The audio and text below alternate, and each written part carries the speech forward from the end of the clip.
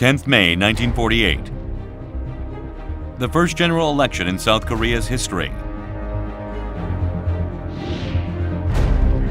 17th July 1948. Promulgation of South Korea's first constitution. 15th August. Establishment of the first government. So it was that, in just 3 years, democratic institutions were introduced. A democratic republic of sovereign citizens formed. But, after millennia of dynastic rule, 35 years of Japanese colonization, with no experience of popular sovereignty, Korean democracy was born imperfect. Constitutional governance was interrupted by military coup, and the people's freedoms suppressed for long periods. However, in spite of the tumultuous turns, Korea has progressed and achieved democracy.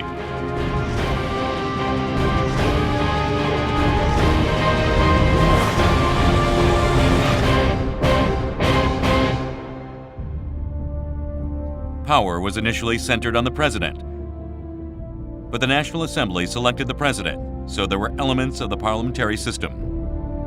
Sungman Rhee was elected as the first president. Very popular with the people. In July 1952, Rhee succeeded in forcing the National Assembly to amend the Constitution, creating a directly elected presidency, enabling his re-election.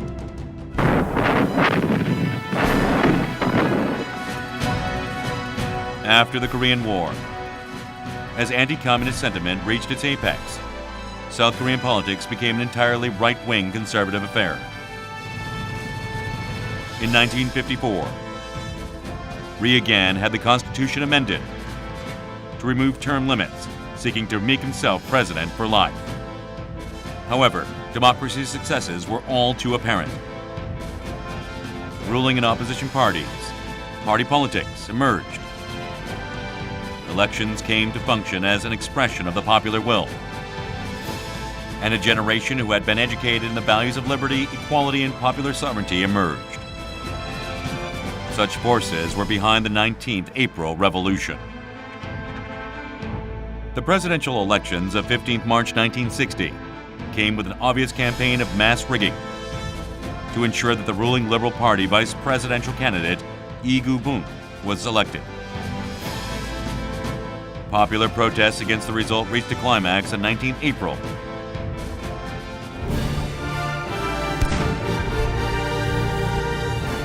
The indiscriminate fire of the police on protesters resulted in at least 100 deaths. Due to popular resistance, U.S. pressure, and the refusal of the military to intervene, Rhee was forced to resign.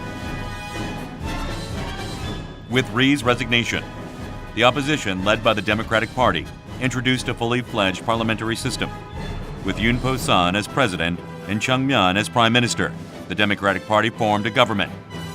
But the new ruling party was a mess, and society plunged into yet another chaos amid the rising demands of every social group. Seizing the opportunity, a military coup which included Park Chung-hee took power in a military coup on 16 May 1961. The military junta ordered social chaos while developing the economy.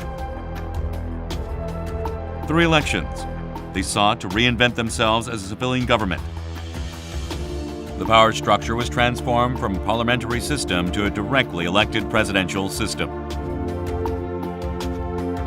In October 1963, Park Chung-hee beat Yoon Po-sun very narrowly in the presidential election. So it was that democratic politics and representative institutions of government were restored.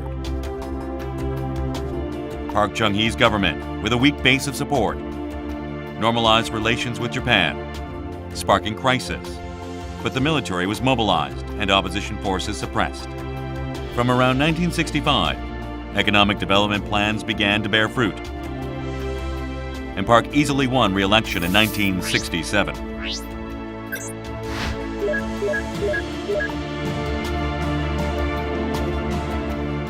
His desire for continued power led to a 3-term amendment. And in 1971, he successfully fended off a challenge from Kim Dae-jung, winning a third term.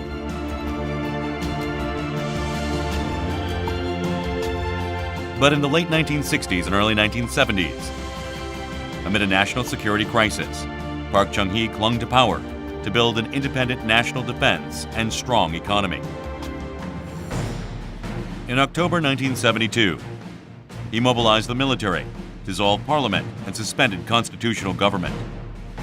Subsequently, he introduced a new system of government, the Yushin system, by which authority would be concentrated in the office of an indirectly elected president not subject to term limits. Using the trappings conferred on his new office, Park proceeded to push through a heavy chemical industrialization policy, achieving rapid economic growth. At the same time, opposition controlled with an iron fist. Those who demanded Yushin's reform were punished under emergency measures, while such opposition could not be discussed by the media. However, in the December 1978 National Assembly elections, the opposition got more votes than the ruling party.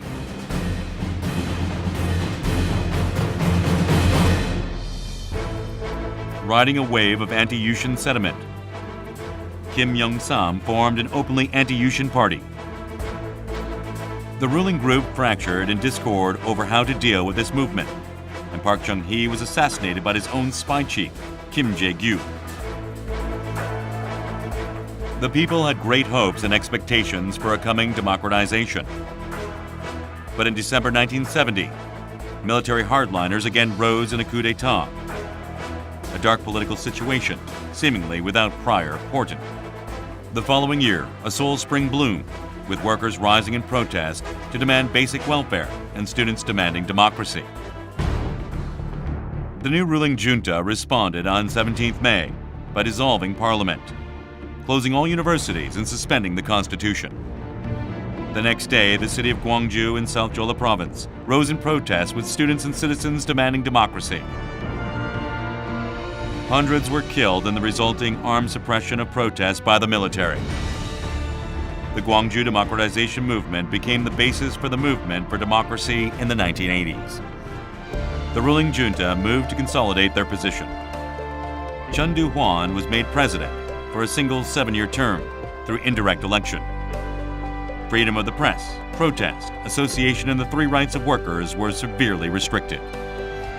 However, as time passed, the social foundations of democracy grew stronger. The expansion of education and the fruits of economic growth created a highly educated middle class.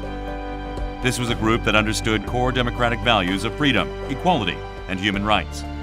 The technical staff of large factories and corporations, management personnel, a group of people who could not accept their right to select their own rulers, being forcibly taken away. Following Chun Doo-hwan's assumption of power, the student movement spread. The government sought to stabilize the situation and adopted a policy of appeasement. Thus, opposition politicians, students, and intellectuals became more active in the movement for democracy. Kim Young-sam and Kim Dae-jung formed what became the lead opposition party, and a movement to amend the constitution restoring direct election of the government began. And then, in 1986, a scandal erupted when it was revealed that a female university student had been sexually abused in police custody. In 1987, it emerged that a university student called Park Jung-chul was tortured to death. At last, in June 1987, normal workers, the so-called Necktie Brigade, joined the movement to amend the Constitution, and clamor for reform reached a crescendo. The ruling junta assented to the demands of the people, introducing democratic reforms, including a directly elected presidency, the 29th June Declaration. Soon after, a democratic institution that included provisions for a directly elected presidency was adopted with bipartisan agreement. Accepted by the electorate at a referendum, a democracy emerged.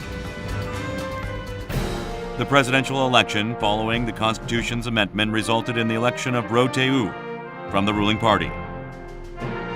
Though representing a continuity of power, the result was significant as a reflection of the popular will.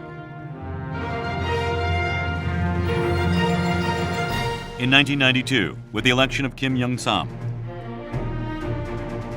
a A generation that spanned 30 years in which the military had held power drew to a close. The rule by generals came to an end, and in 1997, Kim Dae-jung became the first opposition candidate to be elected president. This was the first peaceful transfer of power in South Korean history. 10 years later, in 2007, power once again switched hands peacefully.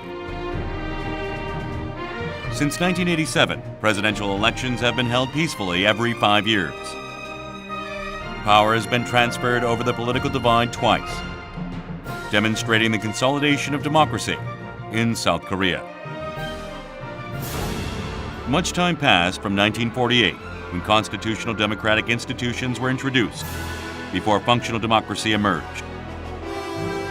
The forms and institutions of constitutional democracy and the maintenance of representative institutions based upon election meant that fully functional democracy could one day be established. The emergence of functional democracy was a gradual, negotiated process that ensured that society did not descend into chaos. Now, our society must alleviate social conflict,